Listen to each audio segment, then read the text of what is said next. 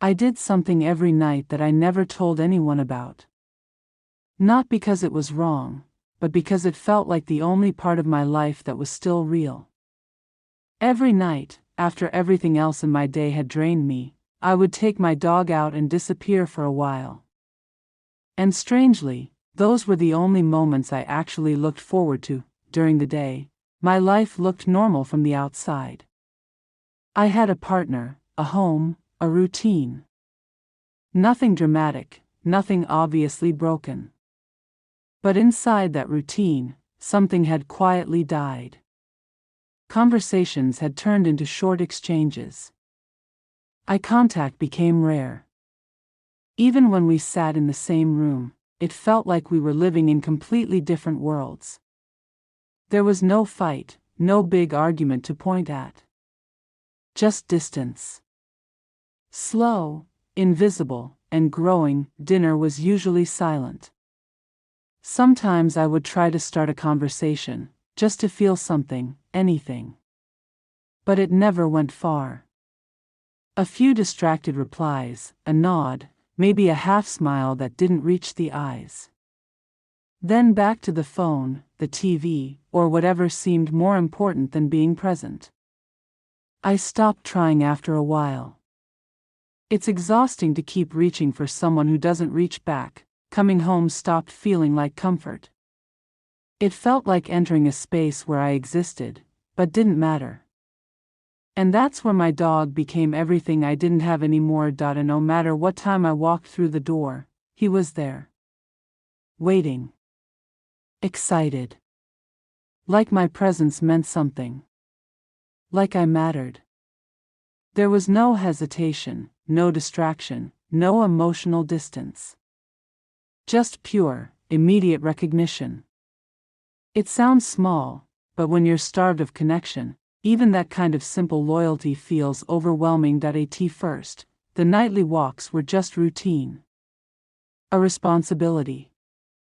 Something that had to be done. But over time, they became something else. Something I needed. I started going out later, when everything was quiet. The world slowed down, and for a little while, it felt like I could breathe again. That I would walk without any real destination. Just moving, letting the silence settle in. And I started talking. At first, it felt strange. Saying things out loud with no real response. But my dog would stay close, listening in his own way. No judgment. No interruptions. Just presence. So I kept talking. That I talked about my day, about the things that annoyed me, the things that didn't make sense anymore. I talked about how tired I felt, not physically, but emotionally. That kind of tired that sleep doesn't fix. The kind that comes from feeling invisible in your own life. And every night, those walks got longer. That I started delaying going back home. Finding excuses to take one more turn, one more lap, one more minute before stepping back into that quiet, disconnected space. It became the only time I felt heard, even if no words came back.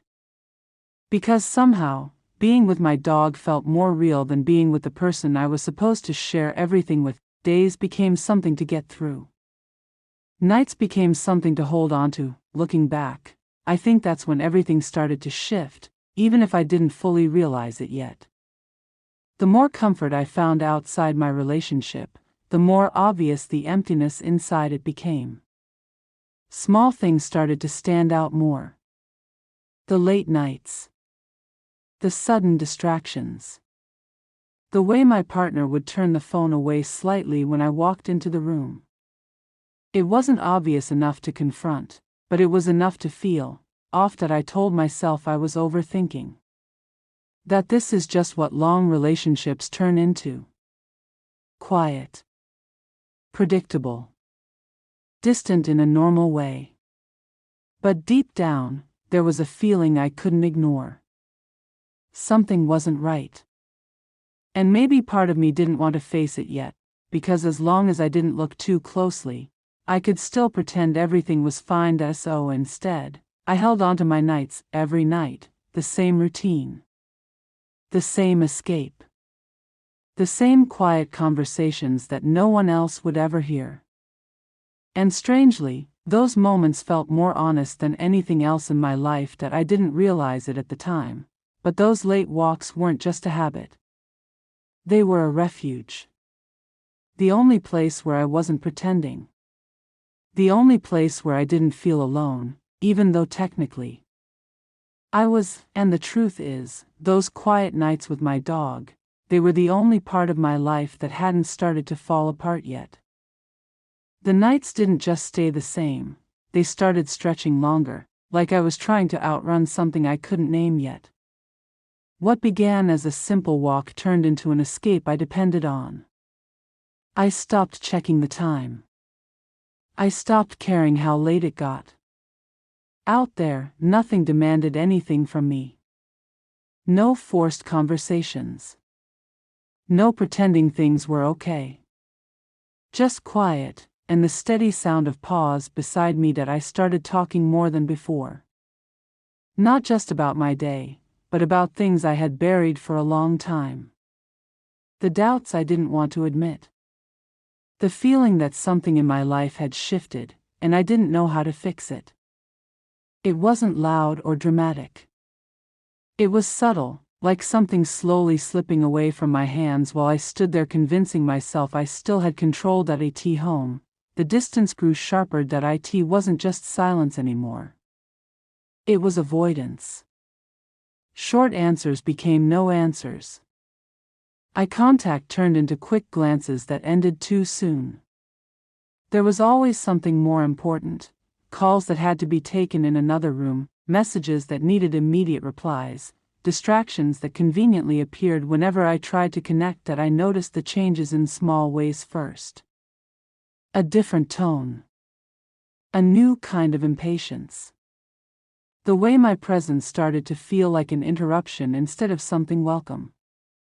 And then there were the details that didn't quite add up. Timings that didn't match. Stories that felt rehearsed. Moments where I'd walk into a room and the atmosphere would shift, like I had just stepped into something I wasn't supposed to see. I told myself it was nothing. That's the strange thing about doubt. It doesn't arrive as certainty. It creeps in quietly, giving you just enough to feel uneasy, but not enough to act. So you sit with it. You question yourself instead of the situation. You start wondering if you're the one changing, if you're the one creating problems where there aren't any. But the feeling didn't go away. If anything, it followed me into those nightly walks. I'd start talking about random things, trying to distract myself, but somehow the conversation always circled back to the same place. That quiet question I didn't want to say out loud: what if something is actually wrong? My dog stayed closer during those nights. More alert, more aware of my mood than usual. It was like he could sense the tension I was trying to ignore. Sometimes he would stop walking and just look at me, like he was waiting for me to understand something I wasn't ready to face yet. And I think that's when I started realizing how much I depended on those moments, because during the day, I felt like I was slowly losing my grip on what was real. But at night, with him beside me, things felt clearer. Simpler. Honest. I didn't have to guess what loyalty looked like. I didn't have to question intentions. It was just there, steady and undeniable. Meanwhile, at home, everything felt uncertain. There were nights when I would come back and find the lights on, but the energy completely off. Conversations that ended before they started. A strange kind of tension that filled the room without a single word being said. And then there were nights when I'd come back and barely get acknowledged at all, like my absence, and my return, didn't really matter. I started noticing how often my partner smiled at their phone, and how rarely that same expression was directed at me anymore. It's a small thing, but it stays with you. I didn't confront it. Not yet. I think part of me was afraid of what I might confirm. Because as long as it stayed in that uncertain space, I could still hold on to some version of normal. But deep down, something was shifting. The kind of shift you feel before everything changes, even if you don't know how or when. One night, I came back earlier than usual. There was no real reason. I just didn't feel like walking longer. Or maybe something in me wanted to see what was happening when I wasn't around. The house was quiet, but not in the usual way. It felt different. Like I had walked into a moment that had just ended seconds before I arrived. Nothing obvious was out of place, but something felt wrong. That a hesitation in movement. A delay in response. The kind of small, almost invisible reactions that only stand out when you're already paying attention. I didn't say anything. I just stood there for a second, taking it in, trying to understand why everything suddenly felt unfamiliar. That night, I didn't talk much during the walk. For the first time, the silence felt heavier than usual. Not peaceful. Not calming. Just loaded. My dog stayed unusually close, barely moving ahead like he normally did.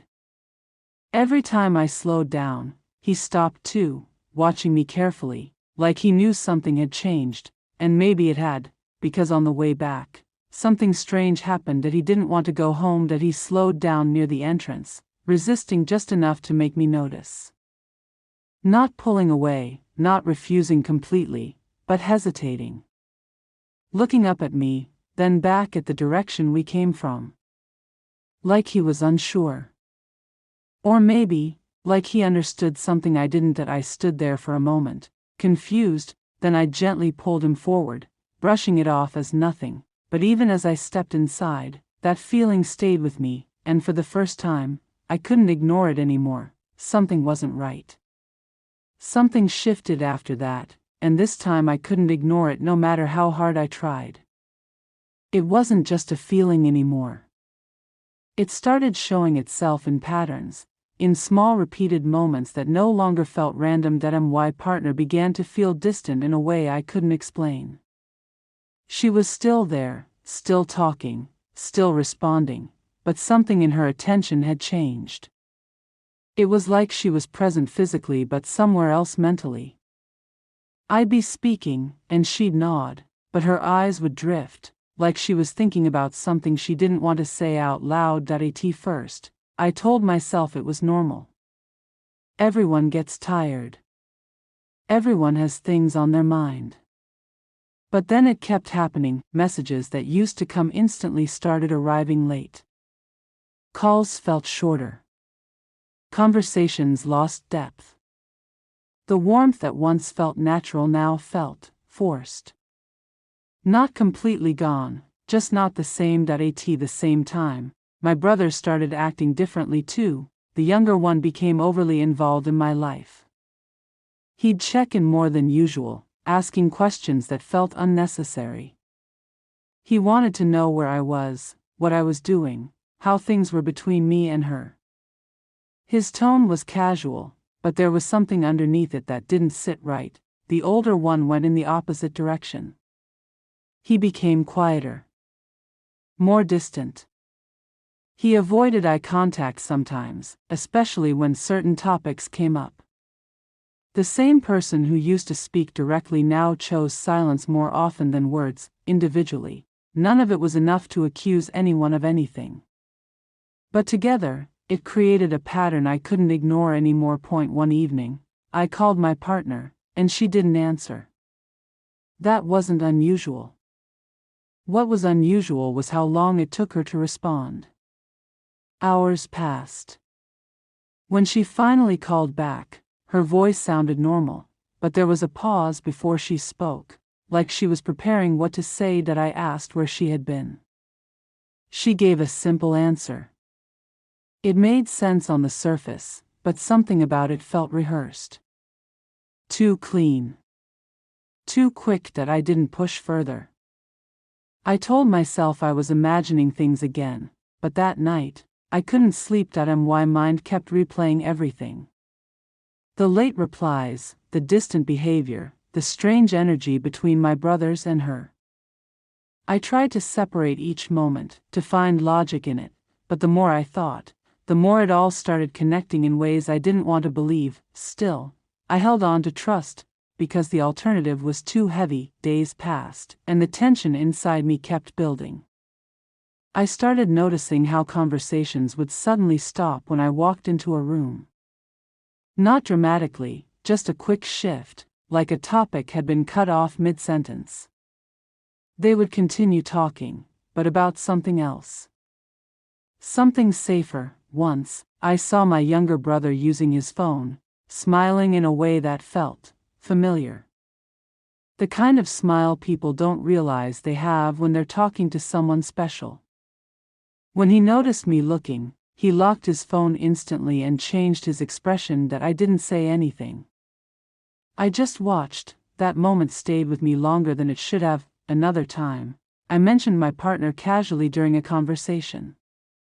My older brother reacted, but not with words. Just a slight pause. A shift in posture. Something subtle, but enough for me to notice.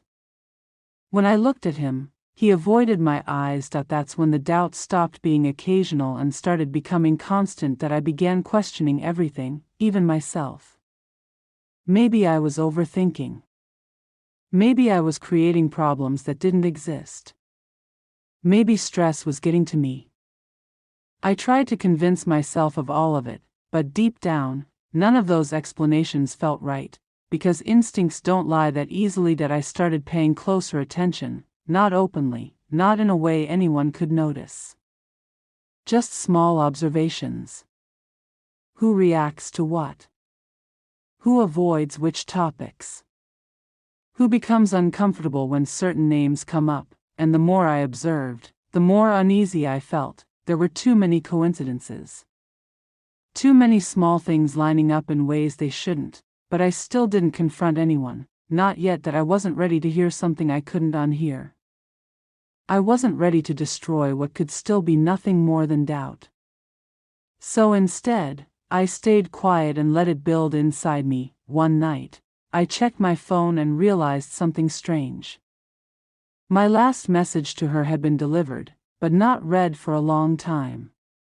That had never happened before. When she finally replied, it was short. Unusually short. That I stared at the screen longer than I should have. That's when it hit me. This wasn't just distance. This wasn't just a bad mood or a rough phase. Something was being hidden from me. Something I wasn't supposed to see, and for the first time, I stopped defending them in my head. Instead of asking myself if I was wrong, I started asking a different question. What if I'm right? That question changed everything, because once it enters your mind, it doesn't leave. It grows. It forces you to look at things differently. It forces you to notice what you once ignored, and suddenly, all the trust one had didn't feel like strength anymore. It felt like blindness. That I didn't know the truth yet. I didn't have proof. But I knew one thing for certain: something was going on behind my back, and this time, I wasn't going to ignore it. That I decided to stop asking questions out loud and start looking for answers quietly, because if there was a truth hidden somewhere in all of this, I was going to find it, no matter how much it hurt. The next morning I told myself the moment in the classroom meant nothing. It was just two coworkers talking too long in an empty room, nothing more. But the truth was harder to ignore. My mind kept replaying the way we had stood there, the silence between us, the strange tension that had filled the space. I tried to focus on work like I always did, but concentration felt impossible. When I walked into the building that day, I caught myself scanning the hallway without thinking.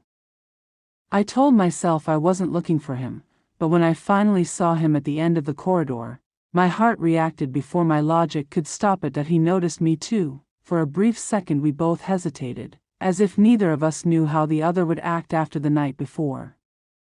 Then he simply greeted me like usual, calm and casual, asking how my morning had been. His voice sounded normal, but something in his eyes told me he remembered everything just as clearly as I did. That normal conversation should have ended the tension. Instead, it made things worse. The moment we pretended nothing had happened, the memory became louder inside my head. For the rest of the week we continued crossing paths. Sometimes it was quick greetings. Other times we stopped to talk for a few minutes. But every interaction carried a quiet awareness that hadn't existed before. It was subtle, but undeniable. We both felt it that I began noticing how easily our conversations drifted away from safe topics. What started as discussions about schedules slowly turned into deeper exchanges about life, relationships, and the strange feeling of being stuck in routines that no longer felt meaningful. One afternoon he asked a question that caught me off guard. "Are you happy?" It was such a simple question, yet I struggled to answer it. I could have said yes. It would have been the expected response. But something about the way he asked made honesty feel unavoidable. So I admitted the truth in the most careful way possible. I told him my life wasn't bad, just quiet, predictable, comfortable in a way that sometimes felt empty. That he didn't judge me for saying that. If anything, he seemed to understand exactly what I meant. That understanding created something dangerous between us.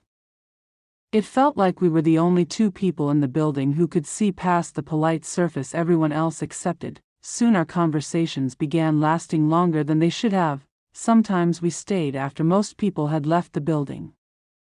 Not intentionally at first. Work would simply stretch into the evening, and we would end up talking again while organizing materials or reviewing schedules. Each time it happened, the same quiet tension returned, the awareness of how easily the situation could cross a line that I tried to convince myself that nothing inappropriate was happening. We were just talking. Just sharing thoughts. But deep down I knew emotional closeness could be just as powerful as physical attraction, and I was starting to crave those conversations. Days without them felt strangely dull. Days when we talked felt lighter, almost exciting. It was a feeling I hadn't experienced in a long time. One evening a heavy rainstorm rolled over the campus, forcing most people to rush home early. By the time my work was finished, the building had become almost completely silent. As I walked down the hallway, I noticed a familiar light still glowing from one of the classrooms that he was inside. For a moment I considered continuing past the door. That would have been the smarter choice. But instead I stepped inside and asked if he was still working. He smiled slightly and said he was just finishing up. The rain outside grew louder against the windows, creating a steady rhythm that made the empty building feel even more isolated. We started talking again, casually at first, but the conversation quickly drifted into deeper territory. He told me he admired how dedicated I was to my work. I laughed at that, saying dedication was just another word for being stuck in routine. Then he said something that made the room feel suddenly smaller. "You don't seem stuck," he said quietly. "You seem like someone who's been holding back." The comment caught me completely off guard. No one had ever described me like that before. Before I could respond, our eyes met in a way that felt different from every conversation we'd had before, closer, more personal. The silence between us stretched longer than usual. I felt my pulse quicken, aware of how little space separated us. Then he stepped closer, not aggressively, not suddenly. Just one small movement that made the tension impossible to ignore. My mind told me to step back. To create distance. To remember the life waiting for me outside that classroom, but instead I stayed exactly where I was. For a few seconds neither of us spoke. Then he said my name quietly, as if asking permission without actually forming the question. That was the moment everything changed. I leaned forward before my thoughts could stop me. The kiss happened slowly at first, uncertain but undeniable. It felt like crossing a line that had been slowly approaching for weeks. The moment our hesitation disappeared, the tension that had built between us finally released. What followed was intense and reckless in a way I hadn't expected from myself. Months, Maybe years of quiet loneliness suddenly turned into a rush of emotion that felt impossible to control. That I remember whispering something without even thinking about the words. That I begged him not to stop. For a brief moment the world outside that classroom disappeared completely. Then suddenly the sound of a door handle turning echoed from the hallway. Both of us froze instantly. Someone was trying to open the classroom door. Panic shot through my chest as reality crashed back in. We moved apart quickly, hearts racing, listening as the handle rattled once more before footsteps passed by the door and continued down the hallway. Neither of us spoke for several seconds. That we had just come dangerously close to being caught, and yet the most frightening realization wasn't the risk we had taken. That it was the fact that neither of us seemed ready to pretend it hadn't happened.